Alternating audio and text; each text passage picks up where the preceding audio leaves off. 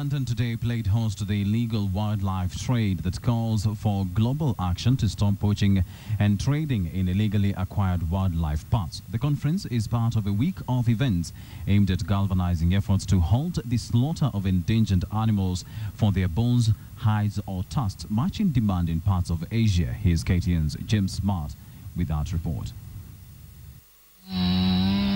With shocking statistics over the illegal wildlife trade, that rhino poaching increased 5,000% between 2007 and 2012, and that somewhere in Kenya, at least one elephant is killed every day of the year.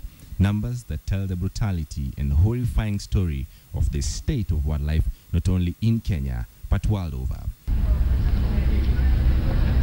The world appears to have listened and is now ready to take a bold action to deal with the criminal industry that is estimated to be worth more than £6 billion. Kenya has got a fantastic story to tell internationally about what it's done. I really salute the work that the Environment Ministry has done, the Cabinet Secretary, the First Lady showing fantastic leadership, campaigning on the issue. And I think Kenya should stand up and lead Africa and show others what can be done and move forward to finding the solution that we need. Closer home, the illegal ivory trade activity has more than doubled since 2007, with reports that ivory prices are now about 170,000 per kilo. Local authorities have been overwhelmed in tackling this menace, with poachers getting more elusive and using more sophisticated techniques to evade the law.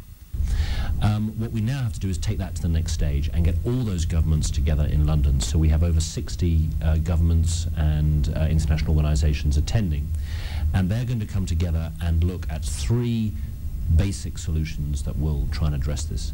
The first is to have a conversation about reducing demand. Those at the forefront of the fight of illegal trade have always pointed to the fact that Kenya's laws have been too weak in the past to serve as enough punishment or deterrent to criminals engaged in this trade.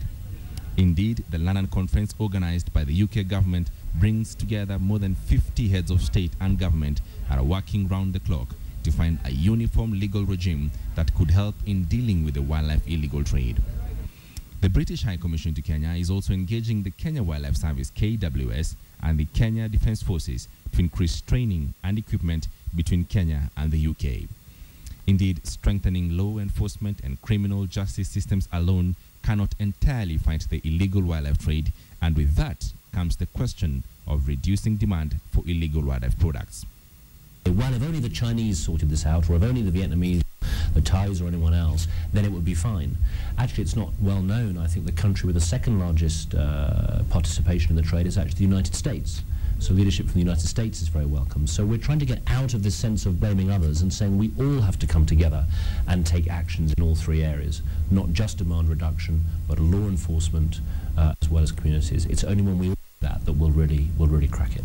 The London conference is one among many interventions that aims to focus high-level political attention and better coordination action across the globe to stem the shocking rise in the trade over the last decade, which has brought whole species to the brink of extinction. James Smart, KTN.